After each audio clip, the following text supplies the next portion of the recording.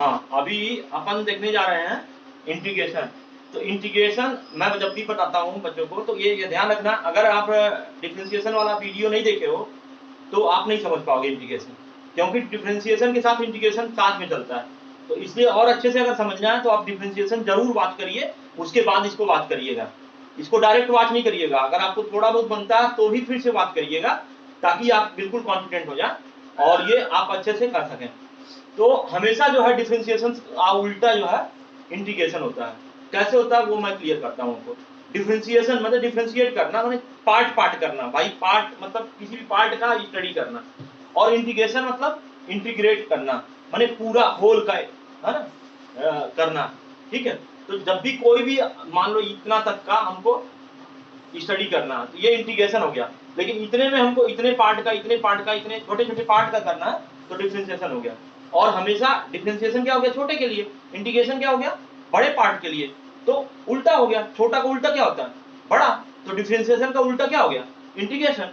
कैसे उल्टा होता है ये मैं आपको बताता हूँ। देखिए डिफरेंशिएशन में क्या होता है, डी बाई डी एक्स लिखते हैं, अगर एक्स के फॉर्म में है, टी के फॉर्म में तो डी बाई डी टी लिख देंगे, मतलब सिंबल क्या हुआ डिफरेंशिएशन का, ये हो गया। अब x की पावर n रहे तो क्या हो जाता है, n इंटू एक्स की पावर n माइनस वन, ये डिफरेंशिएशन का हो गया। अब हम इंटीग्रेशन की बात करते हैं, तो ये देखिए ये डिवाइड में था तो इसमें क्या हो जाता है, इंटू में हो जाता है, और ये ऐसे था इसमें सिंबल ऐसे हो जाता है, क्या हो जाता है, ऐसे हो जाता है। ठीक है, तो अब x की पावर n, ठीक है, तो माइनस का क्या होता है उल्टा, प्लस होता है, और इंटू का उल्टा क्या होता है, डिवाइड होता है। तो वही चीज है फार्मूला में, देखिए वही चीज हुआ है, x की पावर n है। अब इसमें क्या होता था, डिफरेंशिएशन में क्या होता था, माइनस होता था, लेकिन इसमें इंटीग्रेशन में क्या जाता है, प्लस हो जाता है, और तो इंटू हुआ। ठीक है, और इधर क्या हो गया, इंटू की जगह पे डिवाइड हो गया। अब यहाँ पे सब्ट्रैक्ट हुआ है, लेकिन यहाँ पे सब्ट्रैक्ट वाली पोर्शन आई नहीं है, यहाँ पे एडिशन हुआ लेकिन एडिशन वाला पोर्शन आया। तो इंटीग्रेशन में बस एक ही अंतर है, एक ही अंतर है, सब उल्टा है, लेकिन अंतर कहाँ पे है, सिर्फ ये है, यहाँ पे प्लस या माइनस होके नहीं लिखते थे, अपन क्या लिखते थे, n इंटू एक्स की पावर n माइनस वन, और इंटीग्रेशन में हम लिख रहे हैं तो क्या लिख दे रहे हैं, x की पावर n प्लस वन, और यही चीज यहाँ पे डिवाइड हो जा रही है n प्लस वन, और साथ में एक कांस्टेंट वैल्यू c लिख देते हैं। c मीन्स कांस्टेंट, कोई भी एक वैल्यू आ जाएगी जिसे कांस्टेंट हम टर्म के नाम पे नोन करेंगे, और वो कांस्टेंट टर्म होगा। अब जैसे मान लो एक एग्जांपल मैं लेता हूं, x की पावर 5 है, तो अब क्या हो जाएगा, x की पावर 5 प्लस वन मतलब क्या हो गया 6, और यहाँ 5 प्लस वन क्या हो गया 6 प्लस c, ये हो गया। तो अब आपको ध्यान यही रखना है कि इसमें क्या है कि एक माइनस होता था और साथ में पहले जो लिखा हुआ था n उसका इंटू जाता था।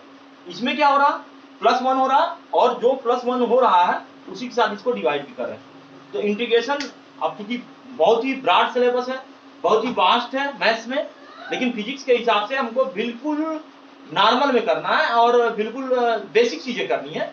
अब जैसे इंटीग्रेशन बाई पार्ट है, इंटीग्रेशन बाई सब्स्टिट्यूशन है, उसका ज्यादा यूज ही नहीं होता है। अपने को जो सिंपल सा इंटीग्रेशन का यूज होता है फिजिक्स में, और उसके बाद उसका यूज जो होता है वो डिफिनिट इंटीग्रल का यूज होता है, लिमिट वाले, तो वो अपन बताएंगे, लिमिट भी बताएंगे। अभी इसके पूरे फार्मूले थोड़े से रिकॉल करा देते हैं, कैसे कैसे फार्मूले हैं, उसके बाद डिफिनिट कैसे सॉल्व करते हैं ये भी अपन बता देंगे। तो देखिए सबसे पहले x की पावर n है, इसका डिफरेंशिएशन करते हैं, तो x की पावर n प्लस वन है ना, by n plus one plus c। दूसरा क्या है, अगर कोई नंबर है, कोई नंबर है तो उसमें क्या है, जैसे डिफरेंशिएशन कर देते हैं, जैसे ये D by D x of 5, तो क्या हो जाता था, जीरो। क्यों जीरो हो जाता था, मैंने बताया था आपको क्यों जीरो हो जाता था। इस पे क्या कर देते, x की पावर जीरो कर देते into D by D x of, तो जीरो इंटू एक्स की पावर जीरो माइनस वन, तो ये जीरो से इंटू हो गया तो क्या हो गया, जीरो हो गया। लेकिन इंटीग्रेशन में इसका उल्टा हो जाएगा, कैसे हो जाएगा, अब ये वन में कर रहे हैं तो वन को क्या लिख सकते हैं हम, एक्स की पावर जीरो लिख सकते हैं। अब देखिए ये कैसे कन्वर्ट होगा, एक्स की power zero plus one by zero plus one, तो क्या हो गया, एक्स की पावर वन आ गया, मतलब सीधे एक्स आ गया, x power one by one, one से डिवाइड किया मतलब वही वैल्यू रहेगी, कोई चेंज नहीं हो। तो हमेशा आपको ध्यान रखना है कि डिफरेंशिएशन के साथ में इंटीग्रेशन के सेम बेसिक चलते हैं, कोई डिफरेंट नहीं होता, तो वो चीजें होती हैं आपके साथ। यहाँ पे क्या हुआ, सिंपल में क्या था आपके, कोई भी अगर वैल्यू दी हुई है, नंबर दिया हुआ है ना, कांस्टेंट वैल्यू दी हुई है, ठीक है, विदाउट वेरिएबल दिया हुआ है, तो ऐसी स्थिति में अगर x के फॉर्म में तो x आ जाएगा, dy रहा, जैसे ऐसे रहा तो क्या आ जाएगा, y आ जाएगा, ऐसे रहा तो t आ जाएगा। तो हमेशा आपको ध्यान रखना कि किस वेरिएबल में, ये नहीं कि आप y के फॉर्म में दिया यहाँ x लिख के आ रहे हैं तो मिस्टेक हो जाएगी।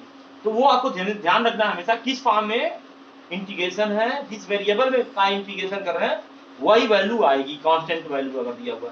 ये नहीं कि बोलेंगे वहां तो कोई वैल्यू ही नहीं है, वहां तो कोई वेरिएबल ही नहीं है, यहाँ का वेरिएबल नहीं देखा जाएगा, यहाँ तो नंबर है, यहाँ पे मान लो 5 है तो ये 5y आ जाएगा, 6 है तो वो चीज जो भी रहेगा तो वो आ जाएगा, लेकिन इस वेरिएबल के साथ आएगा, जिसका भी वेरिएबल हम इंटीग्रेट कर रहे हैं वही आएगा, और डिफरेंशिएशन में भी जो वेरिएबल का हम डिफरेंशिएट कर रहे हैं उस हिसाब से होता है। तो वो कॉन्सेप्ट आप मिक्स नहीं करिएगा। तो ये चीज हो गई आपकी। फिर जो डिफरेंशिएशन में आप देखे थे प्लस माइनस का जो होता था, यहाँ पे प्लस है या माइनस है तो भी इंटीग्रेशन में भी वही रहता है, मतलब जो इंटीग्रेट करेंगे वो इंडिविजुअल का इंटीग्रेट करेंगे, प्लस माइनस में अंतर नहीं पड़ेगा, तो वो ध्यान रखेंगे आप। तो जब भी डिफरेंशिएशन होता है उसमें भी नहीं होता, अंतर पड़ता है, और इंटीग्रेशन में भी अंतर नहीं पड़ता है। प्लस माइनस में अगर है तो इंडिविजुअल का डिफरेंशिएशन करते जैसे लिखते थे वैसे इंडिविजुअल का इंटीग्रेशन करके लिख देंगे। प्लस माइनस में अगर दिया हुआ है तो साइन में कोई चेंज नहीं होगा। यही चीज आप देखते थे डिफरेंशिएशन में क्या था, इनटू वाला अलग रूल था, डिवाइड वाला अलग रूल था। इंटीग्रेशन में ऐसा कोई रूल नहीं होता, डिवीजन के लिए और मल्टीप्लिकेशन के लिए कोई अलग फार्मूला नहीं होता। वो इंटीग्रेशन बाई पार्ट अलग की जाती है, इंटीग्रेशन बाई सब्स्टिट्यूशन अलग की जाती है, जो अपने सिलेबस के बियॉन्ड है, फिजिक्स के लिए बियॉन्ड है। अगर आप वही मैथ्स में पढ़ते हैं, 12th में पढ़ते हैं, तो पता चला कि आपको 2-3-4 चैप्टर का बंच मिला के है किताब में मैथ्स में। अगर वही आप मैथ्स में कॉलेज में जाके चलते हैं पढ़ते हैं तो कौन इंटीग्रेशन की एक बुक पढ़ रहे हैं आप, है ना, डिफरेंशिएशन की एक बुक पढ़ रहे हैं, फिर पता चला कि डिफरेंशिएशन इक्वेशन पढ़ रहे हैं, डिफरेंशियल इक्वेशन एक करके एक बुक और आ जाती है, तो कॉलेज में और ब्रॉडर हो जाता है। तो अपने को डिफरेंशिएशन सिर्फ फिजिक्स के हिसाब से देखना है, इंटीग्रेशन सिर्फ फिजिक्स के हिसाब से देखना है, और कॉम्पिटिटिव एग्जाम के हिसाब से देखना है। तो अपने को इतना नहीं पढ़ना है कि पता चला फिजिक्स के लिए आप इंटीग्रेशन पढ़ रहे हैं, पता चला 15 दिन इंटीग्रेशन ही पढ़ते रह गए, है, तो वो हमारी फिजिक्स की तैयारी क्या हुई, हम तो इंटीग्रेशन की तैयारी कर लिए। तो फिजिक्स में इतना ही इंटीग्रेशन पढ़ना है जितना हमारा काम चलाऊ चाहिए नॉलेज, और वही बेसिक्स है, उससे अधिक बिल्कुल नहीं आएगा आपको। जो हम बता रहे हैं बेसिक्स बता रहे हैं, बियॉन्ड बेसिक्स नहीं जा रहे हैं अपन सिर्फ जो है इंटीग्रेशन की स्टडी नहीं कर रहे हैं, अपन सिर्फ इंटीग्रेशन फॉर फिजिक्स पढ़ रहे हैं, तो वो चीज ध्यान रखिएगा। तो अब जो है ये हो गया, अगर कोई नंबर है उसके साथ में वेरिएबल है तो नंबर पहले आ जाएगा और वेरिएबल का हम इंटीग्रेशन करेंगे। अब उसी तरह कोई नंबर है और इसके फॉर्म में दिया हुआ है तो नंबर का मल्टीप्लिकेशन आ जाएगा, पहले ही आ जाएगा, और वेरिएबल का इंटीग्रेशन हो जाएगा, और कांस्टेंट सी आएगा ही, ठीक है, इसमें भी कांस्टेंट सी आएगा ही, मतलब सभी में आता है सी कांस्टेंट आएगा ही, वो आता ही आता है, ये टर्म हमेशा डिफरेंट है, याद रखिए। अब देखिए log x का क्या होता था, 1/x होता था, इसका उल्टा डिफरेंशिएशन का उल्टा इंटीग्रेशन है, तो log x का डिफरेंशिएशन करेंगे जो आया उसका इंटीग्रेशन करेंगे तो log x आ जाएगा। तो log x का डिफरेंशिएशन क्या होता है, 1/x, तो 1/x का इंटीग्रेशन क्या आ जाएगा, log x। हमेशा उल्टा होगा, ये ध्यान रखेंगे, फार्मूला भी उल्टा होता है, यही चीज है मैं बताने की कोशिश कर रहा हूँ। ex उसमें भी चेंज नहीं होता था, डिफरेंशिएशन में भी, इंटीग्रेशन में भी चेंज नहीं होता है, बस एक चेंज आ जाता है, प्लस ही आ जाता है, उसमें कुछ जुड़ता नहीं था। जैसे आप डिफरेंशिएशन किए dy/dx ऑफ ex तो क्या हो जाएगा ex, लेकिन जब आप इंटीग्रेशन करने जाएंगे तो सिर्फ यही नहीं लिखेंगे, आप इसके साथ में प्लस सी भी लिखेंगे, नहीं तो गलत हो जाएगा, आपका गलत हो जाएगा, सी नहीं लिखेंगे तो एक कांस्टेंट टर्म देना ही पड़ेगा आपको, वो चीज हमेशा दिमाग में रखिएगा। तो सिर्फ वही होता है, बोलने से काम नहीं चलेगा, फार्मूला थोड़ा सा चेंज हो जाता है, तो वो दिमाग में रखना, प्लस सी लाना ही लाना है आपको, हर जहां भी इंटीग्रेट करेंगे, जहां भी इंटीग्रेशन का क्वेश्चन आएगा वहां प्लस सी आएगा, ये चीज ध्यान रखना, कांस्टेंट वैल्यू आएगी। तो अब जो है ax का ये हो जाता है, इसका अगर डिफरेंशिएशन करेंगे तो ये आएगा, तो उल्टा हमेशा चलना है, ax का ये इतना है, अब इसका है ना डिफरेंशिएशन करेंगे तो आ जाएगा। तो अब साइन x का क्या आता है, माइनस कॉस x, उसमें क्या होता था कॉस x का माइनस साइन x, तो वो ध्यान रखना। अब कॉस x का साइन x प्लस सी, तो ये ध्यान रखेंगे, सेक स्क्वायर x 10x, और 10x का क्या हो जाता था तो वो चीज है, डिफरेंशिएशन का उल्टा इंटीग्रेशन है, और इससे अपन को सॉल्व करना है। अब देखते हैं एक आध दो हम करते हैं, इसको आगे देखते हैं। हाँ, तो आगे कुछ एग्जांपल देख लेते हैं हम कैसे हो रहे हैं सॉल्व। जैसे मान लीजिए x⁵ प्लस ex, ये y इक्वल टू दिया हुआ है, ठीक है। तो अब हम क्या करेंगे, इंटीग्रेट करेंगे, ठीक है। सिंपल सा लिख देते हैं, डायरेक्ट लगा देते हैं, ज्यादा सही आएगा। ये ब्रैकेट में कर देते हैं, ये dx। तो अब क्या हो जाएगा, ये इंडिविजुअल का होगा इंटीग्रेशन, तो ये x⁵ dx प्लस e⁵x का dx। x⁵ है तो ये फार्मूला लग जाएगा x⁶ हो गया प्लस ex, और दोनों के लिए जो c आया यहाँ पे प्लस c लिख दिया, ठीक है। तो हमेशा आप ध्यान रखेंगे और इस तरह आपको करना है। अब ये सिंपल सा हो गया। अब आप वही sin x रहता है यहाँ पे, sin x प्लस 1/x रहता है, इसे करना है इंटीग्रेशन, अलग अलग कर देंगे, ठीक है। ये आंसर आपका हो गया था। अब यहाँ पे इसको कर रहे हैं तो इंटीग्रेशन अब अलग अलग करेंगे, sin x का और ये 1/x का। तो अब sin x क्या आ जाएगा, यहाँ से देखिए क्या है, माइनस cos x। और 1/x का क्या होता है इंटीग्रेशन, 1/x मतलब x की पावर -1 भी लिख सकते हैं। 1/x का क्या था, log ex, तो हम वही कर देंगे, log ex, ये हो गया। अब ये चीज हो गया, उसके बाद आपको क्या करना है, इसके बाद सिर्फ c एक कांस्टेंट लिख देना है, छोटा छोटा c नहीं लिख के, है ना, एक c कांस्टेंट हमने लिख दिया दोनों के लिए कॉमन। तो ये चीज हो गई। अब हम देख रहे हैं इंटीग्रेशन जो है, डेफिनिट इंटीग्रेशन क्या होता है, ये हम बता रहे हैं आपको। तो डेफिनिट इंटीग्रेशन में क्या हो गया, जैसे x⁵ 3 है, लिमिट दे दिया 2 और 5 की, 2 और 5 की लिमिट दे दिया। अब बोला इसको कैलकुलेट करिए, तो कैलकुलेट आप करेंगे सिंपल सा, जैसे ये करते थे। ये क्या हो जाएगा, x⁴ 4/4 हो गया, और ये जो ब्रैकेट में लिख देते हैं, बड़े लार्ज ब्रैकेट में, और ये जो पावर था यहाँ पे आ जाएगा 5 और 2 था, जो था वो लिख देंगे 5 और 2। इसको बोलते हैं अपर लिमिट, इसको बोलते हैं लोअर लिमिट। जो लोअर में है नीचे में है वही लोअर लिमिट, जो ऊपर में अपर में है वही अपर लिमिट। तो इसको ऐसे पढ़ते हैं, अपर लिमिट और लोअर लिमिट, और ये जैसे इंटीग्रेशन हो गया। तो इंटीग्रेशन भी 3 तरह के साइन होते हैं, थोड़े से मैं बता देता हूँ। इसको बोलते हैं लीनियर इंटीग्रेशन, माने एक लाइन के हिसाब से इंटीग्रेट कर रहे हैं। जैसे ये लाइन है, ये छोटे से अध्ययन करते तो डिफरेंशिएशन हो जाता, लेकिन पूरे इस लाइन को छोटा छोटा जोड़ के, जैसे dl dl ये सब, या dl1 l2 dl3 ऐसे जोड़ के l की बात करें, जब लेंथ पूरा है, लेंथ क्या है l है, तो ये l हो गया। तो ये इंटीग्रेशन हो गया, इसको लाइन इंटीग्रेशन बोलते हैं, है ना। इसको इस फॉर्म में भी दिखा देते हैं, ठीक है। सरफेस इंटीग्रेशन, सरफेस इंटीग्रेशन में माने कोई भी एरिया का जहां पे इंटीग्रेशन हमको करना है, कोई एरिया निकालना, लेंथ और ब्रेथ के हिसाब से निकालना, तो यहाँ पे ऐसे लिख देंगे, ऐसे ds, ठीक है। और जहां पे वॉल्यूम इंटीग्रेशन होगा, जहां लेंथ ब्रेथ और हाइट तीनों आएगी, वहां पे ये dv हो जाएगा। तो इस तरह इंटीग्रेशन के अलग अलग साइन होते हैं। अगर कुछ नहीं दिया है, मीन्स लाइन के रिस्पेक्ट में इंटीग्रेशन करना है ना, integration in respect to a line, किसी भी लाइन इंटीग्रल का, लाइन का हमको इंटीग्रेशन करना है, मतलब लाइन का पूरा टोटल पार्ट स्टडी करना है। अगर एस दिया हुआ मीन्स सरफेस का हमको स्टडी करना, कोई भी एरिया जहां पे निकाली जा रही है, लेंथ और ब्रेथ मालूम है आपको, उस बेस पे आपको सॉल्व करना है।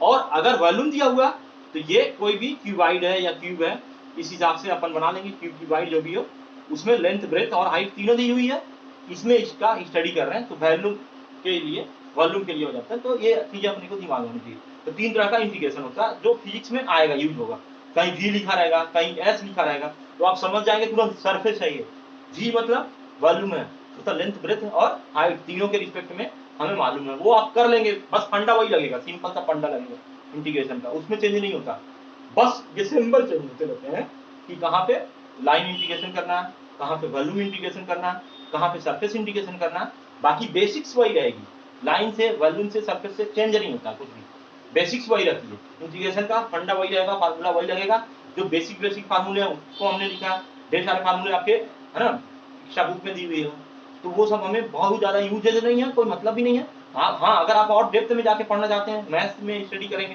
तो आप पढ़ सकते हैं। जनरली बेसिक जो फिनोमेना फॉर फिजिक्स है, जो इंटीग्रेशन फॉर फिजिक्स है, वो मैं कवर कर रहा हूँ, तो वो चीज ध्यान रखेंगे। तो अब इसको अपन सॉल्व कर लेंगे। 1/4 तो बाहर निकल गया, अब ये सॉल्व कर लेंगे। x की पावर 4 तो ये 5 की पावर 4 हो जाएगा, और जो x की वैल्यू यहाँ 5 रख दी है 4 माइनस यहाँ पे क्या है 2 है, तो 2 की पावर 4। तो अब इसको सॉल्व कर लेंगे। 1/4 5 की पावर 4 है ना, 5 को 4 बाई इंटू करना है, ठीक है। तो 25 25 25 25 जा 625, 2 की पावर 4 माने 2 इंटू 2 इंटू 2 इंटू 2, तो 2 2 जा 4, 2 जा 8, 2 जा 16, ये हो गया। तो अब ये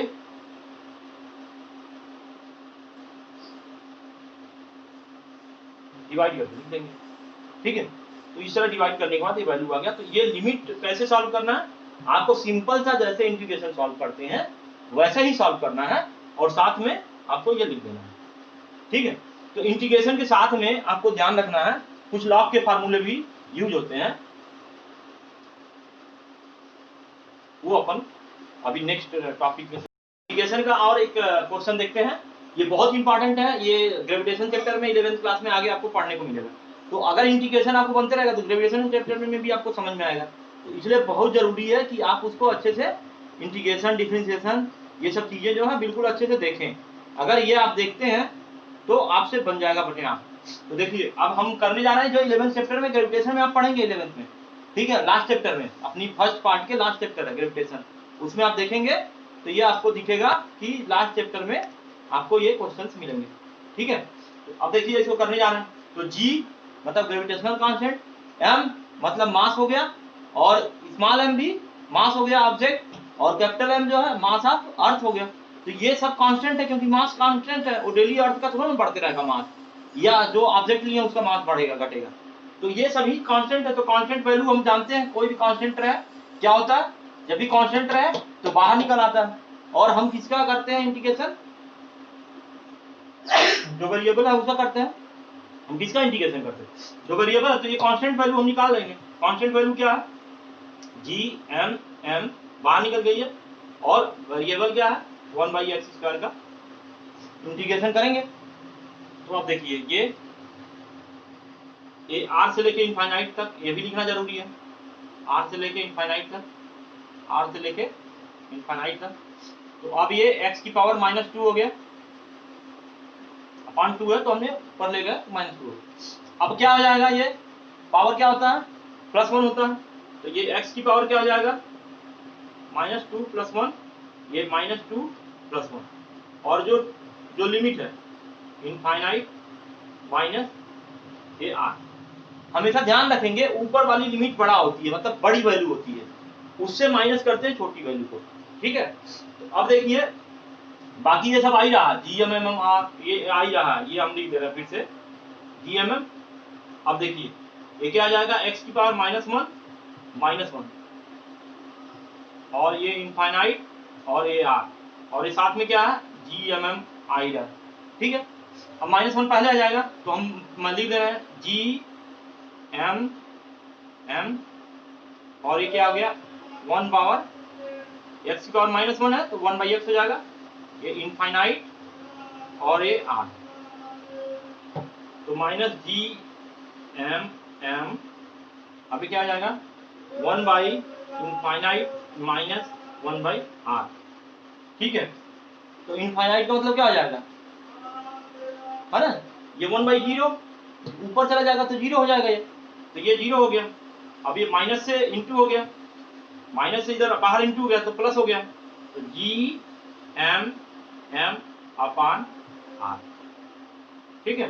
क्योंकि ये इनफाइनाइट था, इनफाइनाइट का मतलब क्या हो जाता है हम आपको बता देते हैं, इनफाइनाइट का मतलब क्या हो जाता है 1/0, तो 1/1/0 रखिए तो क्या हो गया 0 हो गया, इसलिए ये वैल्यू 0 हो गई। तो सिर्फ क्या बचा है -1/r, तो माइनस से माइनस इंटू हो गया प्लस हो गया, तो ये आ गया आपका आंसर। ये बहुत इंपॉर्टेंट डेरिवेटिव है, ये आप ग्रेविटेशन चैप्टर में पढ़ेंगे जरूर में, कॉम्पिटिटिव एग्जाम में भी इससे बहुत सारे न्यूमेरिकल या फार्मूले से क्वेश्चंस आते हैं, इसलिए हमने इसको बताया। अब आगे हम इंटीग्रेशन बताने के बाद अब हम आते हैं लॉगरिथम के कुछ फार्मूले हैं जो बहुत ज्यादा यूज होते हैं, वो आप न्यूक्लियर फिजिक्स पढ़ेंगे तो आपको यूज होगा। यहाँ तक कि न्यूक्लियर केमिस्ट्री पढ़ेंगे तो केमिस्ट्री में भी ये फार्मूला यूज होता है और फिजिक्स में भी यूज होता है। तो ये इसलिए लॉगरिथम के ये चारों फार्मूले जानना बहुत ही जरूरी है, मस्ट है। क्यों? क्योंकि देखिए अगर ऐसे दिया हुआ है log a की पावर mn, मतलब मल्टीप्लिकेशन में दिया हुआ है, मतलब मल्टीप्लिकेशन में कैसे दिया हुआ है, जैसे मान लो log 10 5 into 4 दिया हुआ है, तो इसका मतलब आप 20 नहीं कर देंगे, सीधे सीधे इसका मतलब क्या होगा log m plus log n, तो इसको क्या कर देंगे log 10 5 प्लस log 10 4, तब ये इसका लॉग टेबल हम देखेंगे, log 5 का अलग देखेंगे, log 4 का अलग देखेंगे, उसके बाद उनकी वैल्यू को ऐड कर देना। ये नहीं कि आप इंटू कर दीजिए 20 का और देख लीजिए वैल्यू 20 का लॉग टेबल से, तो आंसर सही नहीं होगा आपका। तो हमेशा ध्यान रखना जब भी लॉग आता है इंटू के फॉर्म में दिया हुआ है तो इसका मतलब है इंडिविजुअल का लॉग है, वो इंडिविजुअल का लॉग है, इंडिविजुअल हम देखेंगे और उसके बाद उसको ऐड करेंगे। जैसे आप अलजेब्रा में बॉडमास रूल फॉलो कर देते ना, तो ये बॉडमास रूल हर जगह आता था, जैसे जहाँ ब्रैकेट है, जहाँ ऑफ है, जहाँ डिवीजन है, जहाँ मल्टीप्लिकेशन है, जहाँ एडिशन है, जहाँ सब्ट्रैक्शन है, तो इसी सीक्वेंस में करते थे। तो उसी तरह लॉग में जहाँ पे आए तो ये समझ लो उसका बॉडमास रूल है ना? तो लॉग का रूल ये है, मतलब इसी सीक्वेंस में आपको सॉल्व करना है। अगर मल्टीप्लिकेशन दिया है लॉग में, इसका मतलब पूरे का मल्टीप्लाई करके लॉग नहीं निकालेंगे, आपको सीधे सीधे क्या करना पड़ेगा, लॉग फर्स्ट मल्टीप्लिकेशन जो भी है प्लस लॉग सेकेंड। उसी तरह जब डिवाइड में दिया है तो ऐसी स्थिति में माइनस हो जाता है, प्लस यहाँ पे माइनस हो जाएगा। देखिए वही हम बता रहे हैं log m by log n, जैसे ऐसे दिया हुआ है log 500 बाई 286 ऐसे दिया हुआ है, तो आप ऐसा नहीं कि आप इसको डायरेक्ट डिवाइड करके फिर लॉग करेंगे, ऐसा नहीं करिए, टफ हो जाएगा। आप ऐसे करेंगे log 500 माइनस log 286 ऐसे कर देंगे। तो आप वो चीज ध्यान रखना है आपको, इस तरह आपको हमेशा बेसिक चीजें क्लियर होनी चाहिए। लॉगरिथम में क्या होता है log m बाई n क्या आ जाता है log m minus log n हो जाता है, तो वो चीजें ध्यान रखेंगे। अब कोई तो अभी हम देखते हैं पावर वाले कैसे सॉल्व करेंगे। जैसे मान लीजिए log, ठीक है a, अब वो मान लो 356 की पावर 100 है, ठीक है। अब इसको कैसे सॉल्व करें, जब भी पावर हो, कोई भी वैल्यू लिखी हो उसके ऊपर पावर हो, तो पावर हो तो ऐसी कंडीशन में इसको पहले आ जाती है, पावर जो होता है पहले आ जाएगा। लॉग और 356 का हम लॉग देखेंगे, तो लॉग देखने के लिए, लॉग टेबल देखने के लिए फिर कोई स्टैंडर्ड नोटिफिकेशन में लिखना पड़ता है 3.56 है ना। उसके बाद अपन 10 की पावर 3 कर लेंगे, तो 10 की पावर 3 का लॉग क्या हो गया 3 आ गया, और 3.56 का लॉग टेबल में 3 देखेंगे और 5 देखेंगे, ठीक है, और 6 देखेंगे, तो 56 देख के अपन क्लियर कर लेंगे। तो ये चीजें अपन को लॉग टेबल किसी दिन अपन चर्चा करेंगे, ऑफलाइन में बताएंगे तो ज्यादा क्लियर होगा, क्योंकि बुक से समझाना पड़ता है, इसलिए लॉग टेबल देखना ये आपको ऑनलाइन ही बताई जा सकती है। आपको वो क्या कैरेक्टरिस्टिक्स है, क्या मंटीसा है, कैसे देखना होता है, क्या देखना है, उसमें बारीक नंबर्स होते हैं, तो उसके लिए अपन ऑफलाइन ही बता सकते हैं लॉग टेबल देखने के लिए। ये अपन ऑनलाइन बताएंगे तो क्लियर ही नहीं हो पाएगा, आपको उस लेवल पे क्लियर नहीं होगा, तो इसलिए अपन यहाँ पे नहीं बता रहे हैं लॉग टेबल देखना।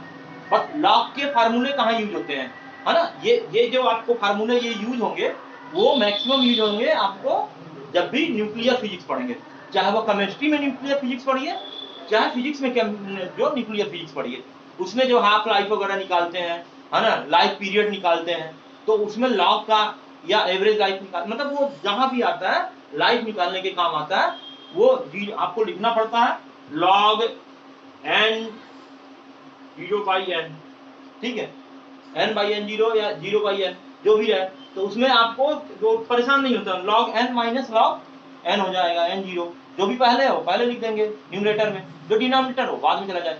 तो ये आपको यूज होता है कहाँ पे, न्यूक्लियर फिजिक्स में, तो वो आपको अभी से जानना जरूरी है। ये 12th में आप पढ़ेंगे, है ना, 11th में केमिस्ट्री में पढ़ेंगे न्यूक्लियर फिजिक्स, तो ये दोनों जगह लॉग के फार्मूले यूज होते हैं, तो वो फार्मूले आपको हर जगह काम आएंगे। अब आगे रखते हैं अपन log a m है, तो अब ये आपको अगर सेम बेस पे अलग बेस पे दो अलग है तो इसको इस फॉर्म में अपन कंबाइन लिख सकते हैं, वो चीज ध्यान रखना है। ठीक है, बेस्ट ऑफ लक, तैयारी करते रहिए, टेक केयर।